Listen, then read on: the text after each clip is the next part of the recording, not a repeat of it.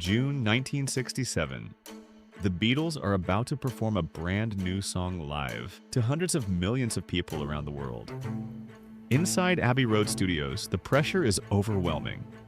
Producer George Martin and engineer Geoff Emerick drink Scotch whiskey to calm their nerves. John will sing the lead, Paul will play bass, and George must deliver a guitar solo to a global audience of 400 million. Just weeks earlier, the song wasn't even finished. With stakes this high, George Martin initially resisted the idea of performing live. But a genuine live contribution was expected, so they agreed to sing and play over a pre-recorded backing track. The producer later wrote, "The most traumatic week of those early years, indeed probably of my whole life, came in June 1967. This is the extraordinary story of a song created in days, performed live to the world, and released faster than any other Beatles single."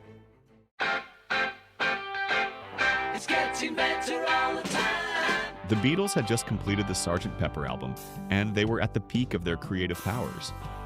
At the time, they were planning a television special, Magical Mystery Tour, and working on songs for the animated film Yellow Submarine. But their plans were suddenly interrupted. Brian Epstein paid a visit to the studio and made a grand announcement. They had been selected to represent England in a television program, which would be broadcast around the world via satellite for the first time ever. It was supposedly the very first satellite hookup around the world. I don't know how many millions of people, but it was supposed to be some phenomenal amount of people. And it was probably the very earliest technology that enabled that kind of satellite link. Geoff Emerick describes how the band's initial response did not meet Brian's expectations. With a distinct lack of enthusiasm, John finally said, "Oh, okay, I'll do something for that." Brian was incensed at their casual reaction. "Aren't you excited? Don't you realize what this means to us? Don't you have any idea how much hard work and effort I put into making this deal?" Lennon cut him off. "Well, Brian, that's what you get for committing us to doing something without asking us first." The Beatles were taking control of their destiny by then and possibly resented having to perform live again. The program was called Our World.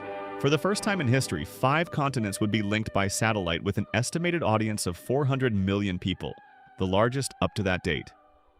It was a technological milestone in television broadcasting. It was a commission that was Brian suddenly whirled in and said, "We are to represent Britain in this round-the-world hookup, and you've got to write a song." A few weeks after Brian's announcement, Paul casually asked John about the song for the broadcast. Lennon realized the deadline was only days away and said, "Oh God, is it that close? I suppose I'd better write something." All You Need Is Love, the song he wrote, was the perfect embodiment of the summer of 1967 and would become the anthem for a generation. The same as when it sort of dawned on me that love was the answer when I was younger. On the Beatles' Rubber Soul album, the first expression of it was a song called The Word.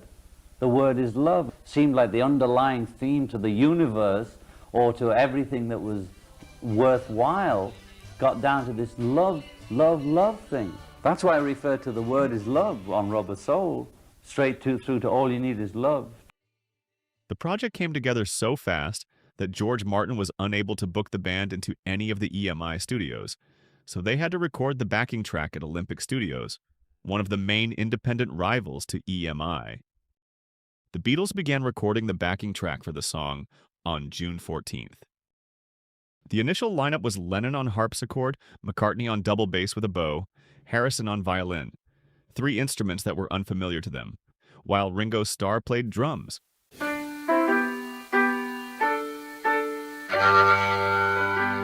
In contrast to the meticulous production of Sgt. Pepper, the track reveals surprising roughness and improvisation.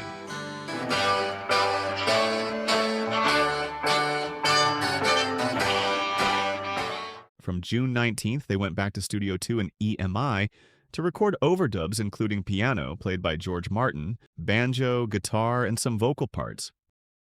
On June 23rd, the band began rehearsing the song with an orchestra, whose playing was also added to the backing track. And we had prepared a track, a basic track for the recording, for the television show, but we were going to do a lot live, and there was an orchestra that was live, and the singing was live, and certain audience and so on. The orchestral lineup included a well-known collaborator for the Beatles, David Mason, whose trumpet was featured in Penny Lane. On June 24th, just one day before the broadcast, the Beatles decided that All You Need Is Love would be their next single. Obviously, at that period, it was a perfect song because it was so simple, the message was so simple, and it was a great excuse just to go right in the middle of that whole culture that was happening and give them a theme tune.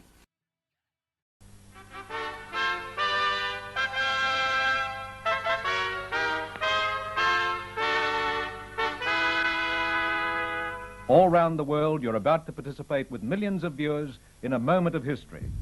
In a few minutes, by means of 4 satellites, 23,000 miles above the Earth, we'll be joining in the first live round-the-world telecast. Inside Studio 2 at Abbey Road, tension kept building. All You Need Is Love had so much pressure on all of us for getting through this song without a problem, you know, because there was however many million people watching, you know. Jeff Emmerich writes, "One time as I passed by, I heard John mumbling to himself, 'Oh God, I hope I get the words right.' On this night, he was forced to rely on his memory because his ever-present lyric sheet had to be placed off to the side due to the camera angle. And then, just moments before the broadcast, something went wrong. And just about 30 seconds to go on the air, and there was a phone call, and it was the producer of the show on to me saying, 'I'm afraid I've lost all contact with the studio. You're going to have to relay instructions to them, because we're going on air any moment now.' And I thought, my God, if you're going to make a fool of yourself, you might as well do it properly in front of 200 million people." Then something unexpected happened.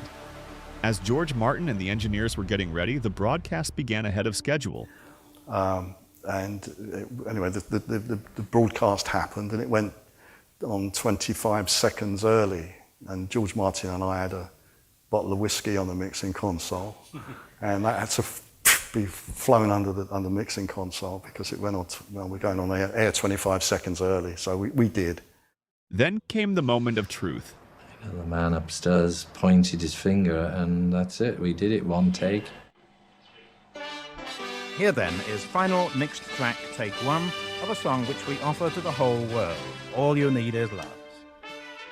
Dressed in their finest Carnaby street gear, the Beatles appeared surrounded by friends and acquaintances seated on the floor, including Mick Jagger, Eric Clapton, Marianne Faithfull, Keith Richards, Keith Moon, and of course their wives and girlfriends.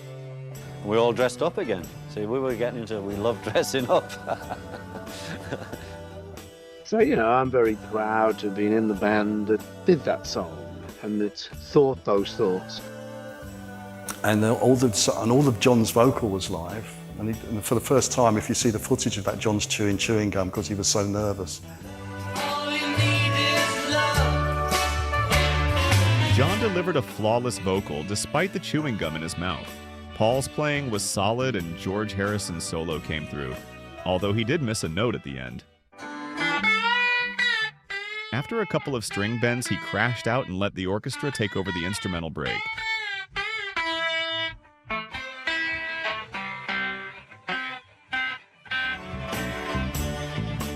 There was one final mishap.